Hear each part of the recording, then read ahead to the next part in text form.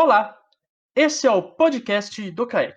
Estamos na 10ª edição dessa iniciativa promovida pelo Centro Acadêmico de Engenharia Química da Universidade Estadual de Maringá, nesses tempos de pandemia e isolamento social, para trazer informações, entrevistas, curiosidades e muito mais.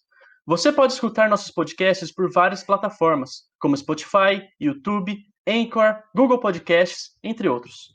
Se você estiver no nosso canal do YouTube, aproveita e deixa sua inscrição e o seu like para nos ajudar, que nos deixa muito felizes. Aproveita e segue a gente também no nosso Insta, @caecuen, para acompanhar outros projetos também realizados pela gente. Eu sou o Guilherme Nakayama e com a gente aqui hoje nós temos a Ana Carolina Miranda, da Gestão de Pessoas. Tudo bem, Ana? Como que você tá? Oi, gente. Oi, Naka. Tudo bem? A Viviane e a Petrovski. Sejam muito bem-vindos. Espero que vocês gostem desse episódio.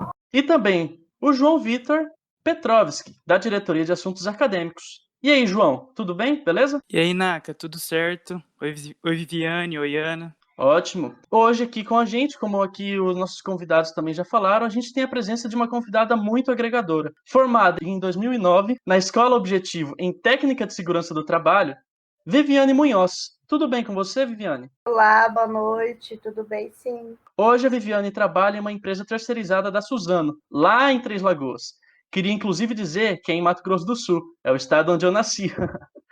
Então, Viviane, conta pra gente um pouco da sua história, de como você entrou nessa área, que é muitas vezes procurada quando se trata de várias engenharias, inclusive a engenharia química.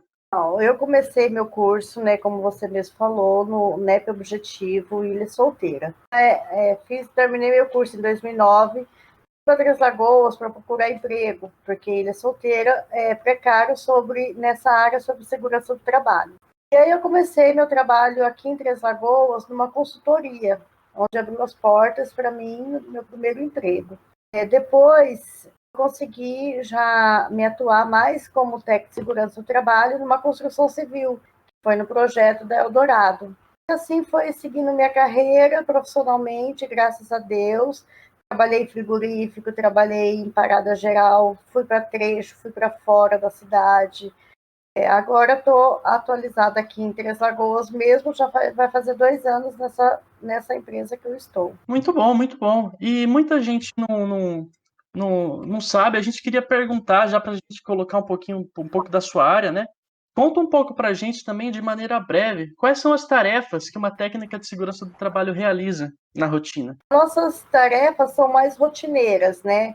A DDS, que é o Diálogo Diário de Segurança, todos os dias a gente se reúne com todos os profissionais para falar sobre segurança do trabalho. Esse diálogo de segurança nem sempre é feito pelo técnico de segurança, pode ser feito por qualquer funcionário da área que queira falar sobre segurança ou um outro assunto, né? Que agora é o assunto que está gerando mais, que é a pandemia do Covid. Então, toda essa área é voltada na segurança do trabalho. Depois nós temos as documentações que são necessárias para cada função. Por exemplo, você vai fazer um trabalho em altura, aí a gente vai abrir uma LT ou uma permissão de trabalho. A LT significa liberação de trabalho. Se você for fazer um trabalho com espaço confinado, você também vai ter que fazer uma permissão de trabalho. Se você for mexer com trabalho a quente, que seria solda, lixadeira, tudo isso tem uma liberação de trabalho. Quando tem máquinas, aí vai fazer um checklist nas máquinas. Então, essas são rotineiras. Melhor, bastante coisa que engloba mesmo.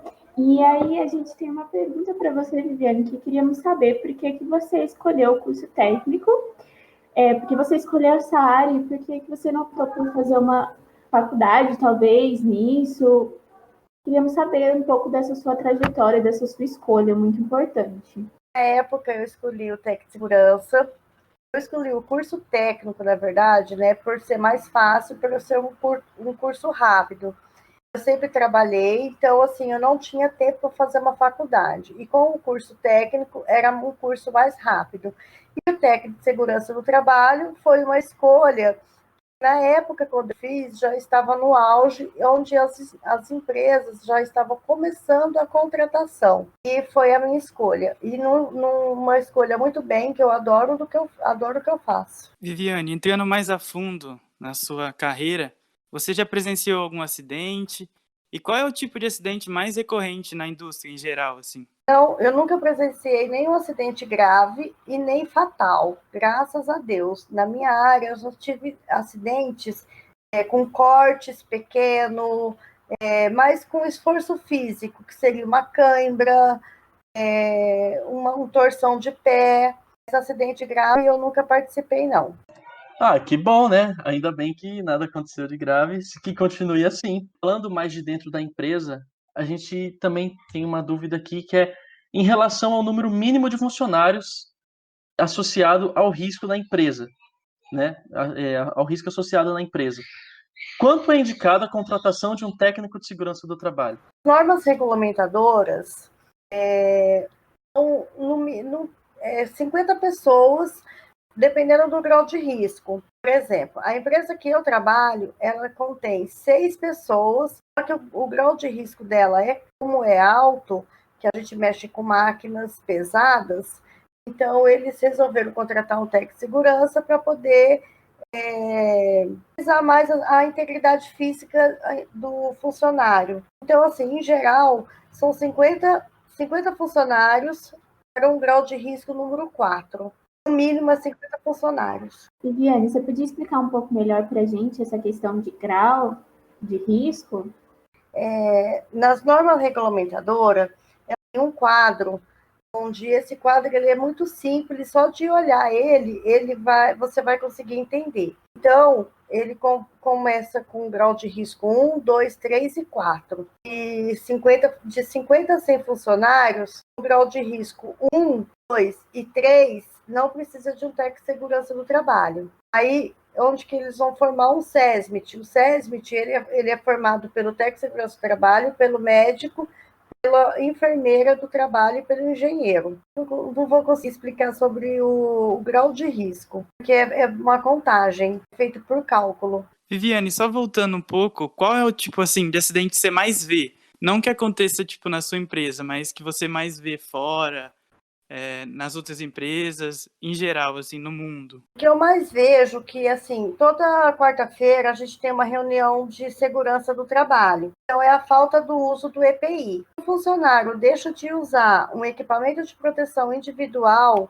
ele pode ocorrer um acidente. Um exemplo agora de um acidente recente. Um trabalhador que ele estava com uma marreta, a marreta soltou o cabo e bateu no dedo dele. Então, ele estava sem a luva. Se ele estivesse com uma luva de proteção, não teria acontecido nada com o dedo. Outros acidentes que pode ter a falta do óculos de proteção, cair algum cisco, alguma fagulha no olho. Também os trabalhos em altura, que são os mais arriscados. Quando o funcionário deixa de usar um cinto de segurança, aí sim pode acontecer uma fatalidade. É importante sempre a gente seguir, né, o que o técnico de trabalho fala, o responsável, e ainda nessa questão de segurança, dos equipamentos e tudo mais, a gente queria saber sobre essas medidas que têm que ser tomadas, se elas são mais gerais ou se são específicas para cada empresa. Então, todas as empresas, ela adota um procedimento que chama APR. Essa APR, ela significa Análise Preliminar de Risco. Essa APR, onde vai conter o grau de risco e as medidas protetivas do funcionário. Vou dar um exemplo, então, na área que eu trabalho. Por exemplo, ali a gente tem carregamento de biomassa. Qual que vai ser o grau de risco ali? Qual que vai ser o risco de acidente? O risco de acidente é o caminhão entrar, fazer um tombamento ou um atropelamento, uma colisão. Então, onde as empresas ela adota a APR, que chama Análise Preliminar de Risco. Nesse mesmo contexto, tipo, de ser específico ou não, você acha que é preciso conhecer o processo de uma fábrica inteira ou conhecendo o processo geral você já é suficiente para você atuar? Não, você tem que conhecer a fábrica inteira, você tem que saber as funções de cada funcionário, o que ele faz, como que ele trabalha, para você poder entender, para você fazer a prevenção de acidente ali. Um exemplo que eu vou dar agora também no frigorífico onde eu trabalhei. Quando eu trabalhei no frigorífico, da chegada do boi até o último processo, eu tive que conhecer o frigorífico inteiro. Então, você tem que conhecer o contexto inteiro da empresa para poder atuar. Eliminar os riscos de acidente, você tem que conhecer tudo, a empresa inteira. Viviane, eu lembro que a gente estava conversando antes, né? E você tinha me falado que é um pouco difícil se aproximar para que as pessoas cumpram, né, o que você pede. E como é que você dá isso? Você sente que, tipo, essa relutância das pessoas ouvirem é porque você está sendo uma mulher numa posição tão forte assim, se é alguma coisa relacionada a isso, ou se é porque as pessoas realmente não gostam mesmo de usar os equipamentos. Como é mais ou menos essa relação de ser escutada? É difícil, porque tem alguns funcionários que ainda negam a fazer o uso do equipamento de proteção individual. Na área, como mulher, trabalhar com homem, tem que colocar um certo respeito dentro da sua área.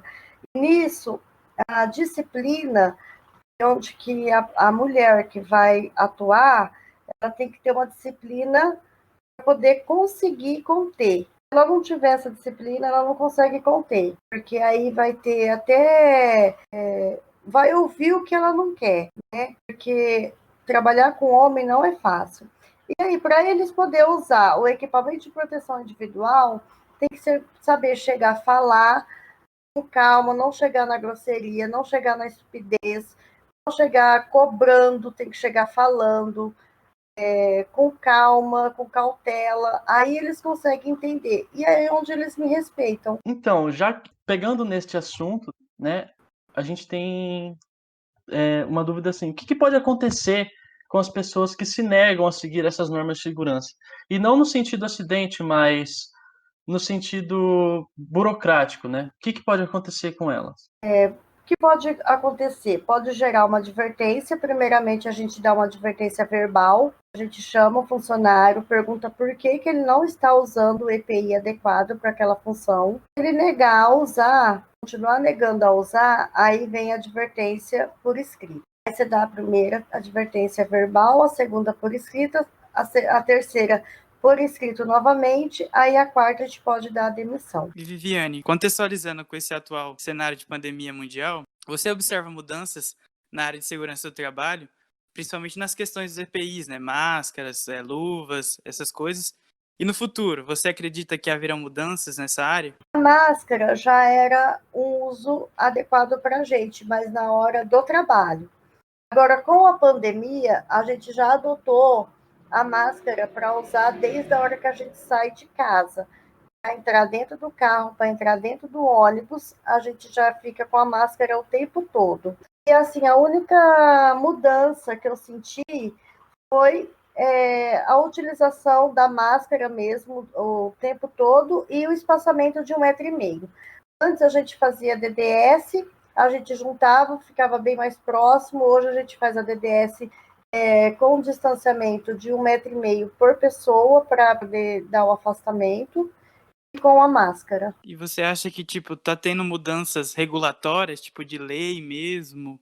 Ou não? É só mais na fala? A mudança foi apenas o desemprego, que foi geral, até no contexto onde que eu trabalho teve bastante desemprego, e a única mudança que eu fiquei chateada com essa pandemia foi isso. Além da morte que está tendo, mas a mudança só foi o desemprego mesmo, em geral. Isso é bem triste, infelizmente está acontecendo, né? E assim, emendando nessa questão do desemprego, você comentou comigo, né? Você falou que você está trabalhando agora numa empresa junto com a Suzana, né? Que é uma empresa de papel e celulose aí do Mato Grosso do Sul, em Três Lagoas. E eu queria que você contasse um pouco mais para a gente como é trabalhar aí, como é a sua rotina e essa questão do desemprego, tudo, como é que a empresa está lidando, se é uma coisa que você, como técnico de segurança do trabalho, tenha medo que aconteça muito, sabe? como que está sendo essa questão psicológica e tudo mais para todo mundo. E adaptação mesmo. Você falou que já está usando e tudo, mas eu acho que para o pessoal tem uma adaptação muito diferente, né? Sim, aqui na Suzano, nós adotamos com todo mundo. A gente não temos mais o almoço no refeitório, então a gente já pega a marmita e leva para cada área trabalhada. Quando o funcionário ele opta por almoçar dentro do refeitório, mas com o espaçamento, nós adotamos uma reunião. A gente não tem mais a reunião no auditório, a gente tem a reunião online também, feito pelo aplicativo, e a utilização de máscara, que é o tempo todo usando máscara. Oi, Viane, mantendo esse assunto de pandemia, você acha que está tendo mais procura tanto das empresas quanto das pessoas para fazerem o curso de técnico de segurança do trabalho? A contratação de um técnico de segurança do trabalho é mais para prevenção. Então, a contratação para prevenir, visando uma medida de controle, a integridade física e mental do trabalhador. A pandemia, ela não fez com que as empresas contratassem técnico de segurança, mas para prevenção mesmo, mais de acidente. Entendi. E, Viviane, fazendo uma última pergunta, a gente queria saber se você tem alguma dica para as pessoas que querem entrar nessa área, para as pessoas que pretendem seguir essa área, né, de segurança do trabalho. O que você daria de sugestão para essa pessoa que está visando seguir esse caminho? Eu gosto muito do que eu faço, e a única dica que eu daria para a pessoa é prevenção. Tem um provérbio que diz: melhor prevenir do que remediar. Então, o que a gente usa? Prevenção, porque às vezes nem acha remédio para cura. Então, vamos prevenir, usar todas as medidas de proteção para a gente não poder remediar. É sempre importante mesmo a gente se prevenir. E agora a gente tem um jogo que a gente faz sempre com os convidados, né? E ele chama ping-pong. E aí eu vou falar uma coisa e você me responde a primeira que vir na sua cabeça, tá bom? Certo. Primeiro, uma música. Eu gosto muito de ouvir sertanejo e pop rock nacional. Uma cidade. A cidade, assim, que vem na minha mente é Ilha Solteira, onde eu nasci, é minha cidade natal. Nunca fui pra lá, tenho curiosidade. É uma cidade turística. Dizem que é muito bonito, você teve sorte. E um livro. Olha, o livro eu não sou muito de ler, mas eu gosto muito de Paulo Coelho. Então, se for para mim ler, eu vou pegar Paulo Coelho, que eu já li 11 minutos. Paulo Coelho, gostei muito desse livro. Alquimista, também gostei muito. Então, para mim, é Paulo Coelho. Uma comida. Comida, eu gosto muito de massa. Tudo que contém massa é comigo. Macarronada, estrogonofe, lasanha, nhoque. Ai, muito bom. Também gosto bastante. Um hobby. Ultimamente, o meu hobby agora está sendo ficar com a minha família. A gente não está tendo muito tempo, então, assim, o tempo livre que eu tenho é ficar com a minha mãe, já é idosa, e o meu filho. Um esporte. Esporte eu não pratico. Não tenho esporte, eu não gosto. Ai, somos duas, então. É uma série. Sério, eu também não sou muito de assistir filme, mas eu gosto de comédias, romances, eu gosto de tudo, menos terror. Uma viagem. Hoje, se fosse para mim fazer uma viagem, eu não escolheria a cidade. Eu acho que uma viagem, com você estiver com uma boa companhia, eu acho que tudo é válido. Então, assim, se eu estiver com a minha família, mesmo que eu for para Ilha Solteira, para mim já é uma viagem válida. Qualquer viagem que eu esteja com uma boa companhia, com as pessoas com quem eu gosto, para mim é válido. Muito bem, a gente queria agradecer para todos vocês que assistiram o nosso podcast até aqui, né? Eu queria também agradecer por aceitar o nosso convite, Viviane, por participar desse nosso podcast, dessa nossa A gente fica muito feliz por você ter aceitado. A nossa conversa foi agregadora. E eu queria também agradecer a Ana e o Petrovski, né? A Ana e o João Petrovski por participarem aqui, né? E agradecer o convite por eu também poder fazer parte de ancorar tudo isso aqui, né? Se você não seguiu o nosso Insta, segue ele aí, que é o @kaekuen, e o YouTube também, que se você tiver nele, deixa o seu like, a sua inscrição, que a gente fica muito feliz, isso ajuda a gente pra caramba, e a gente acaba por aqui. Muito obrigado para todo mundo aí, e tchau, tchau. Obrigada. E aí, galera, tudo bem? Esse foi o episódio número 10 do podcast do CAEC sobre segurança do trabalho. E aqui no final eu estou colocando uma faixa bônus para falar um pouco sobre o CEP, né? O Conselho de Ensino, Pesquisa e Extensão vai amanhã, dia 8 de julho, se reunir mais uma vez através da Câmara de Graduação para discutir sobre as aulas remotas. O nosso departamento, inclusive, já tem debatido sobre quais ferramentas utilizará caso o CEP venha a aprovar aulas remotas obrigatórias, que possivelmente seria a partir de agosto. Então essa faixa bônus que eu estou colocando aqui no final do podcast é para você que ouviu até aqui. Amanhã, como sou o conselheiro discente no CEP, Leonardo Lustosa falando por aqui, nós vamos nos reunir mais uma vez. E o que planeja o CEP? O CEP, quando aprovou lá naquele momento apenas cursos de extensão para a graduação, montou também uma equipe que avaliaria os métodos, avaliaria todos os dados epidemiológicos para que a UEM se preparasse para um retorno. A UEM não pode ficar parada por muito tempo, ela responde também à sociedade e também tem que integrar novos alunos, inclusive no ano que vem com seus vestibulares. A UEM tem um papel muito grande nisso também, de acolher os alunos que se formam no ensino médio. Então, por isso, a UEM forma essa comissão que avalia. E nas avaliações dessa comissão, a sugestão principal é de que a UEM retome suas aulas obrigatórias de maneira remota. Né? A UEM ainda não tem previsões para voltar de maneira presencial, nem de forma híbrida, com rodízio de alunos, por exemplo, como o governo do estado de São Paulo prevê fazer já para setembro. A UEM não discute isso, o Paraná não discute isso. O que está sendo discutido é que a UEM retome suas atividades de modo remoto. Todas as aulas vão ser remotas? Não, a discussão dessa comissão pedagógica, inclusive, ela traz a nós, né, um percentual máximo de aulas que será permitido nos currículos. Então, lá no início era de 20%, isso pode aumentar para 40% na discussão de amanhã, que ainda vai acontecer.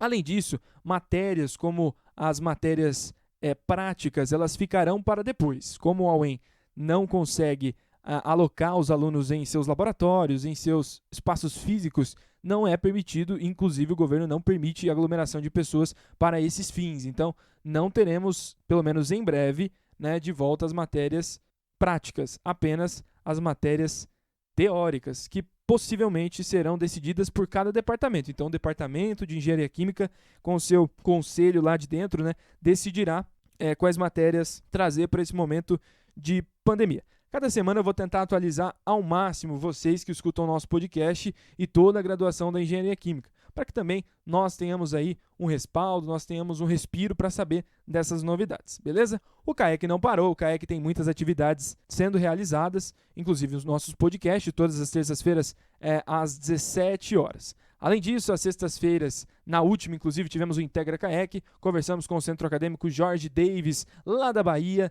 Na próxima sexta, teremos também o CAEC Responde. Então faça sua pergunta lá no nosso Instagram, que uma diretoria do CAEC estará lá presente para responder a sua pergunta. Quinzenalmente, às quintas-feiras, tivemos no último dia 2 de julho, temos a reunião geral aberta e foi com o tema de arraiá, que está rolando aí nessa semana, com receitas, correio elegante, tudo lá no nosso Instagram. Então acompanhe, faça parte, siga o Instagram do CAEC, fique por dentro do Centro Acadêmico que está aqui para ajudar você a ter conteúdo nesse momento de isolamento social. E na próxima quinta-feira também teremos muito mais informações na nossa coluna do CAEC, que quinzenalmente também vai ao nosso Instagram. É isso aí. Agradeço. Espero que você tenha ouvido e entendido que a UEM ainda está em discussão sobre as aulas remotas, mas que nessa quarta-feira, dia 8, a CGE se reúne mais uma vez. CGE integra o CEP. É um pedacinho do CEP que discute sobre as aulas remotas, que é o assunto principal nesse momento. Então, na próxima terça-feira, possivelmente, atualizações já serão trazidas sobre esse tema. Então, já vá se preparando, vá conversando com as pessoas da sua turma, com seus amigos, seu ciclo de amigos, para também se preparar. E os cursos de extensão do DEC ainda estão rolando. Então vá lá, participe desses cursos que, por enquanto, são válidos aí, enquanto não temos aulas remotas obrigatórias. Se você ouviu até aqui, muito obrigado e nos vemos numa próxima oportunidade. Até mais. Tchau, tchau.